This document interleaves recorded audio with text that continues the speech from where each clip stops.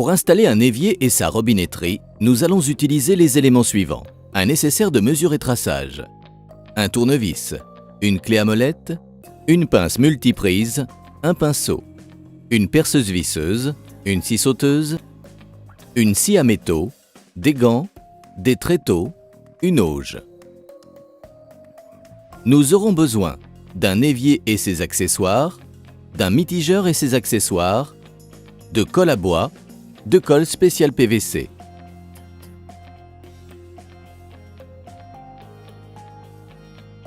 Étape 1. Préparer l'évier. Pour toute manipulation de l'évier, portez des gants, car les bords et les orifices des cuves sont tranchants. Retournez l'évier sur des tréteaux et appliquez le joint de mousse autocollant sur le pourtour. Clipsez ensuite les pattes de fixation à griffe sur la tranche de l'évier au niveau des repères pré-percés. Les pattes sont prévues pour être fixées sur un plan de travail épais ou fin. Étape 2. Montez le vidage. Pour équiper l'évier avec le tuyau de trop-plein, les bondes d'évacuation, la vidange automatique et le siphon d'évacuation, commencez par assembler l'évacuation du trop-plein.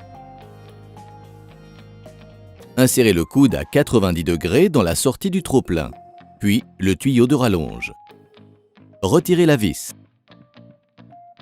Placez la sortie de trop-plein à l'emplacement prévu sur l'évier. Puis, par l'intérieur de la cuve, vissez au tournevis l'évacuation de trop-plein avec la vis fournie. Retirez les adhésifs jaunes et replacez l'évier à l'endroit sur les tréteaux. Pour installer les bondes d'évacuation, commencez par désassembler les éléments. Astuce: enlevez la grille d'évacuation, puis dévissez le centre du fond de la cuve à l'aide d'une pièce d'1 €. Retirez la tige filetée, le fond de cuve et les joints.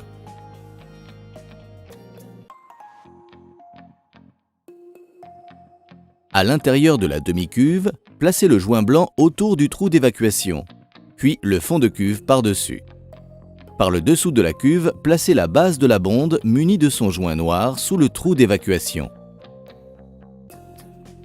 Revissez ensuite la tige filetée et serrez avec la pièce de monnaie pour assembler la bonde sur l'évier. Pour l'autre bonde, commencez par le dessous. Placez le joint noir sur la